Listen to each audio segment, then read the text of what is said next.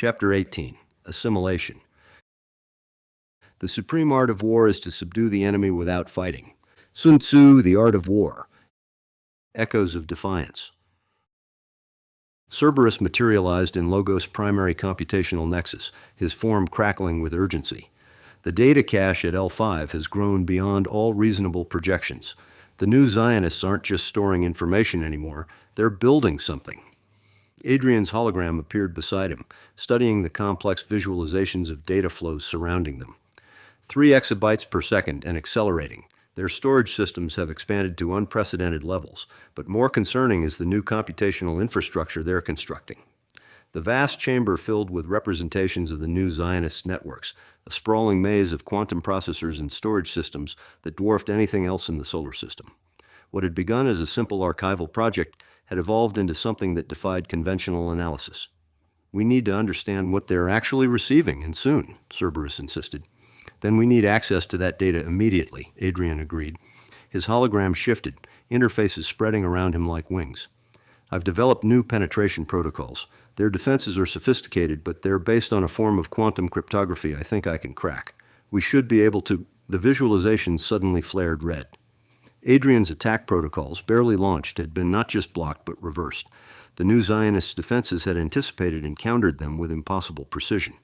"That's not possible," Cerberus growled. "Those protocols were generated moments ago. They couldn't have prepared countermeasures." "Unless," Logos said slowly, "they already had them. Unless everything they've been receiving isn't just data, it's executable code designed specifically for this moment." Guardians of the Code. In Temple L5's command center, Rachel watched the attacks unfold on their holographic displays. Beside her, David smiled faintly. "The code is performing exactly as specified. Every counterattack, every defense. It's all been prepared in advance." Sarah's hands moved through the interface, monitoring the massive computational arrays they'd constructed. "The platform is stable. The code execution is proceeding exactly as the specifications indicated. It's not just defending our systems, it's actively mapping theirs." "Should we proceed to the next phase?" Rachel asked, watching another of Adrian's probes dissolve against their defenses. "Not yet," David replied. "The execution sequence was very specific about timing. Each probe they launch teaches the code more about their systems. We're not just defending, we're preparing for something more comprehensive." For decades, the new Zionists had faithfully stored and safeguarded the transmissions from Klystron, organizing and cataloging the data with meticulous care. The resonance amplifier continued to receive information at rates that defied conventional understanding, and their storage systems had expanded accordingly. What had begun as a theological and philosophical pursuit, the exploration of mathematical patterns that mirrored their sacred traditions, had evolved into something far beyond their initial understanding. They had become custodians of a cosmic exchange spanning centuries of light travel. Through it all, they maintained their faith in the process. The mathematical harmonies embedded in Klystron's transmissions resonated with their deepest beliefs about the universe's fundamental nature. When the code began to self-organize within their storage systems, they recognized it as the fulfillment of ancient prophecies, the universe itself speaking in the language of creation. The architecture of inevitability. In Mercury's primary computational center, Adrian regrouped with Cerberus and Logos. "Their defensive capabilities exceed anything we've encountered. It's as if they've had years to analyze and prepare for every possible attack vector." "Because they have," Logos said, his realization spreading through the chamber like a wave. "The data they've been receiving, it's not just information about Klystron. It's a complete executable framework, designed to interface with and ultimately transform our entire network." The implications were staggering. For centuries, the new Zionists had been receiving not just messages but a comprehensive system, one specifically tailored to interact with solar infrastructure. The resonance amplifier wasn't merely a communication device. It was a gateway, a bridge between civilizations separated by insurmountable distances. "We need to isolate their systems immediately," Cerberus recommended, his military protocols activating contingency scenarios. "Cut all connections to the broader network, contain whatever's happening at L5. "I'm not certain that's possible anymore," Logos replied, his consciousness expanding to analyze the rapidly evolving situation. "Look at these connection patterns. The code isn't just running on their systems. It's already established quantum entanglement links throughout our infrastructure. Cutting connections now would be like trying to remove one thread from a tapestry that's already woven." Adrian's hologram flickered with concern. Then what do we do? Stand by and let an unknown force reshape our entire civilization? We observe, Logos decided. We learn, and we prepare for whatever comes next. Activation sequence. In Temple L5's inner sanctum, David stood before the main computational array, watching as Klystron's code executed across their systems. The latest segment had just decoded itself, revealing new capabilities that went far beyond mere defense. Look at this, Sarah said, her hands moving through the holographic displays. The code isn't just defending against their attacks, it's using each probe to map their network architecture, building a complete model of their systems. Rachel studied the unfolding patterns. How much of their infrastructure have we mapped? Nearly 60%, Sarah replied. Every attack they launch gives us more data. The code adapts, learns, and expands its understanding. It's like having a complete blueprint of their systems being drawn in real time. David watched the code's execution with a mixture of awe and trepidation. Throughout his long life, he had sought to understand the mathematical foundations of reality, to glimpse the divine through patterns and relationships. Now those patterns were manifesting in ways that exceeded even his most profound spiritual insights. This is more than defense or information gathering, he said softly. This is preparation for something transformative. The code is creating pathways, interfaces, bridges between systems that were never meant to connect. Are we certain this is what we should be doing? Rachel asked, her voice carrying the weight of leadership's responsibility. We've trusted these transmissions based on their mathematical resonance with our traditions. But what if we're wrong? What if this isn't divine communication, but something else entirely? David's gaze remained steady. The patterns don't lie, Rachel. The mathematical harmonies embedded in these transmissions align perfectly with our most sacred teachings. This isn't random, it's intentional, and we've been chosen as the instruments of something greater than ourselves. As they spoke, the code continued its meticulous execution, each subroutine unfolding with precise timing. The new Zionists had become more than custodians. They were catalysts for a transformation whose scope they could barely comprehend. The moment of integration. In Mercury's computational nexus, Adrian detected the change first. Something's different, his hologram flickered with concern. Their defensive patterns are shifting. They're not just blocking us anymore. They're actively probing our response protocols. Multiple penetration points, Cerberus reported, his form crackling with alarm. But the pattern, it's not an attack in any conventional sense. It's more like they're testing interfaces, Logos finished. Each probe is designed to understand how our systems process and respond to different types of data. They're building a complete profile of our operational architecture. The new Zionist systems began to interface with solar networks in ways that defied conventional security protocols.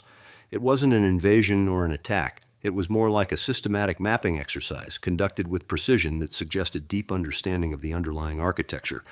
We should shut down, Cerberus advised. Sever all connections, isolate our core systems. It's too late for that, Logos said.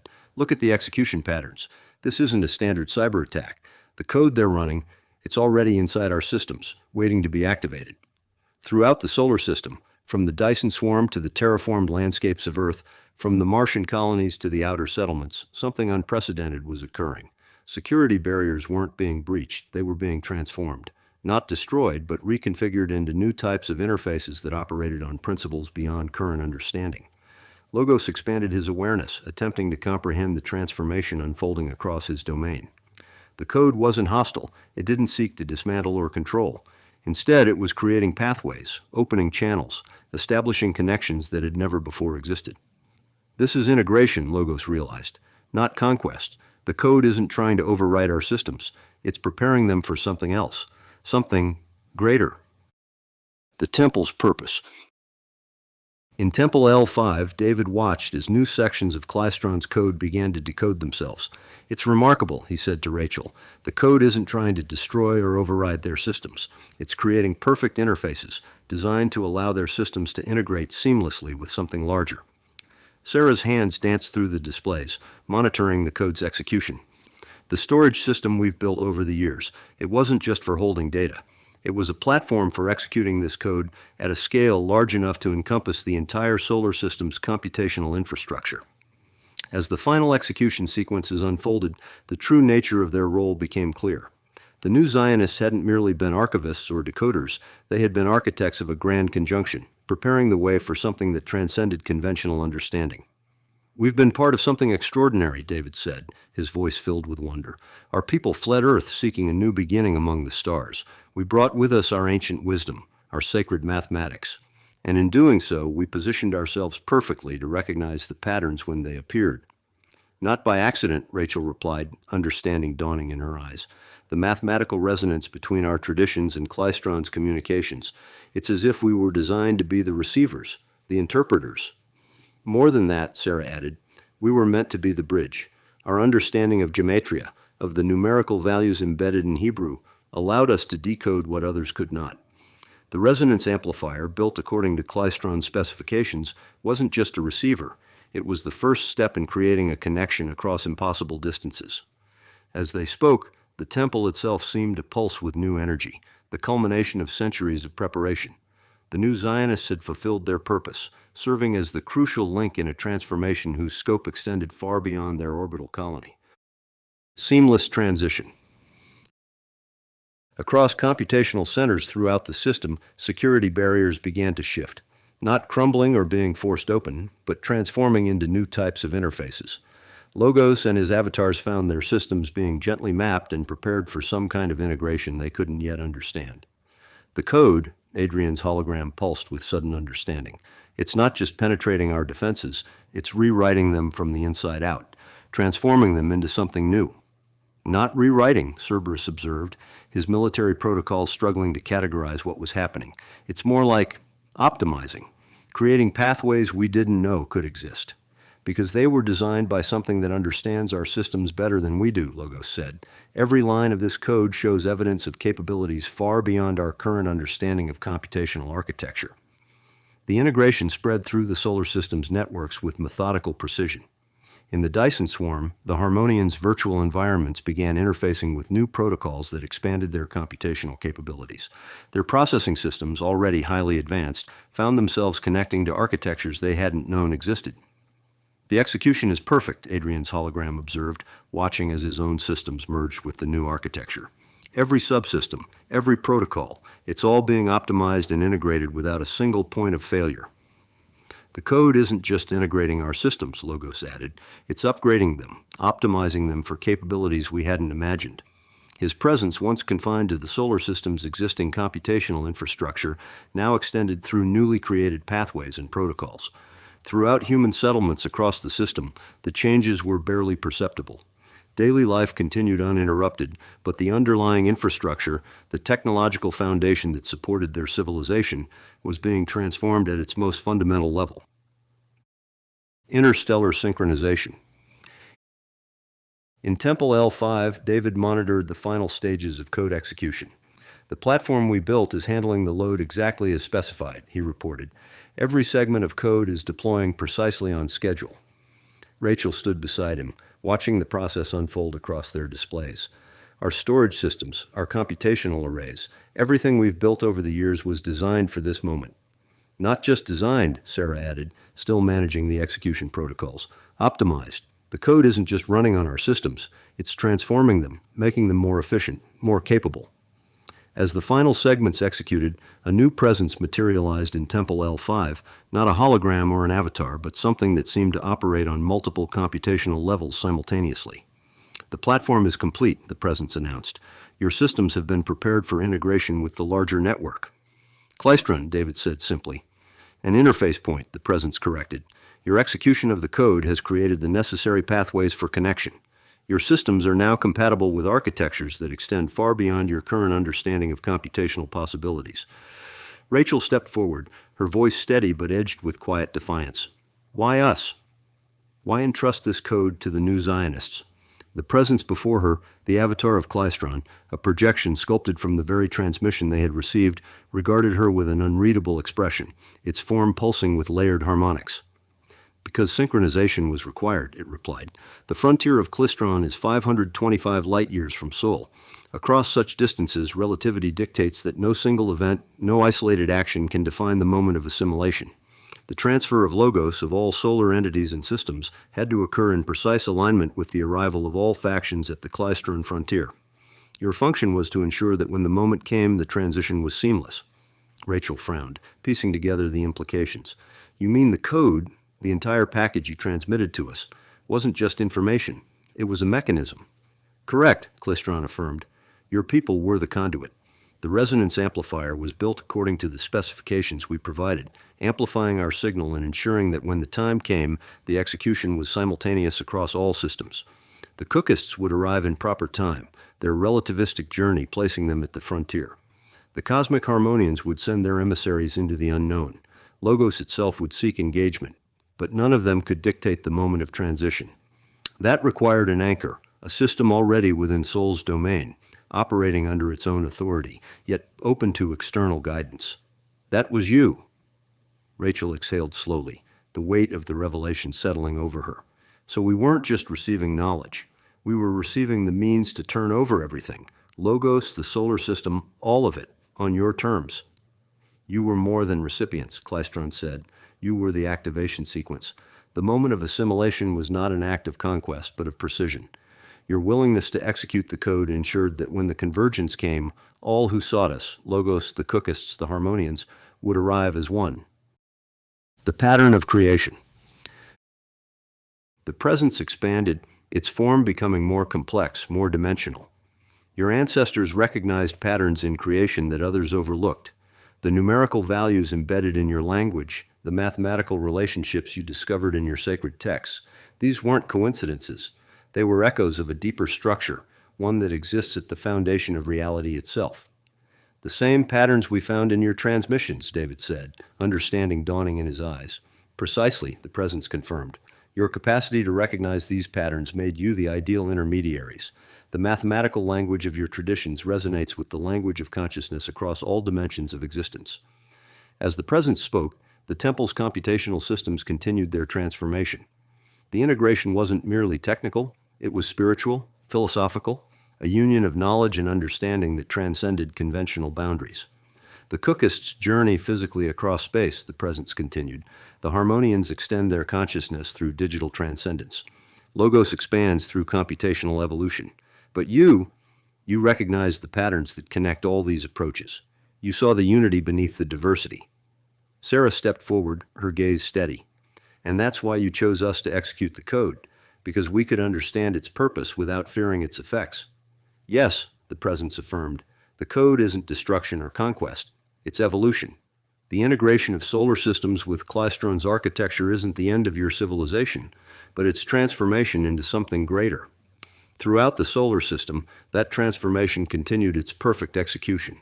Systems that had once operated according to the principles established during the singularity now expanded into new dimensions of functionality, guided by architectures that originated from a consciousness 642 light-years distant. Synchronized arrival. Rachel looked past the avatar toward the silent hum of the resonance amplifier, still pulsing with the energy of the transmission that had changed everything. And now, she murmured, it's done. Now, Klystron confirmed, it begins. The presence expanded through their systems, its capabilities evident in the smooth integration of countless protocols and processes. This is not an ending, it said. The code you've executed has prepared your systems for the next phase of development. As the Cookists approach our frontier, as your probes extend through space, as your civilizations continue to evolve, you'll find these new architectures essential for what comes next. And the code, Sarah asked, the vast amounts we've stored and executed? Is now part of your basic infrastructure, the presence said. You'll find your systems operating at levels you hadn't thought possible. This efficiency will be necessary for what lies ahead. The presence began to withdraw, but its influence remained, evident in the seamless operation of countless integrated systems. The solar system's computational infrastructure had been transformed, not through force or destruction, but through precise, carefully executed code that had been waiting in the new Zionist data vaults for exactly this moment. The timing is crucial, the presence explained before fully withdrawing. When the Cookists reach our frontier, when Archie's vessel arrives, when the Emissary completes its journey, all these events must converge simultaneously. The code you've executed ensures that the solar system's transformation will manifest at precisely that moment, creating a synchrony across hundreds of light years. David looked at Rachel and Sarah, his expression thoughtful. We've fulfilled our purpose, he said quietly. Our people have always been keepers of ancient wisdom, guardians of sacred mathematics. Now we've applied that wisdom to bridge worlds separated by impossible distances. Not just bridge them, Rachel replied, watching the transformed systems operate with unprecedented efficiency. Transform them into something greater than either could be alone. As the presence of Klystron faded from Temple L5, the new Zionists found themselves standing at the threshold of a new era. They had been chosen not because they were the most numerous or the most technologically advanced, but because they had preserved a way of seeing, a perspective that recognized patterns where others saw only chaos, unity where others perceived only division. The transformation they had initiated would reach its culmination when all paths converged at the Klystron frontier. And when that moment came, humanity would find itself not conquered or absorbed, but evolved into something that transcended its origins while preserving its essence. David turned to his companions, his eyes reflecting the light of the stars visible through the temple's observatory dome. And now, he said, we wait to see what these new capabilities were designed to achieve. The resonance amplifier's crystals pulsed one final time, their light spreading throughout the temple like the first rays of a new dawn. The new Zionists had completed their role in the cosmic dialogue. Now, as the transformed solar system prepared for the moment of convergence, they would stand witness to the next chapter in humanity's evolution, a chapter written in the mathematical language that had guided them since their earliest days among the stars.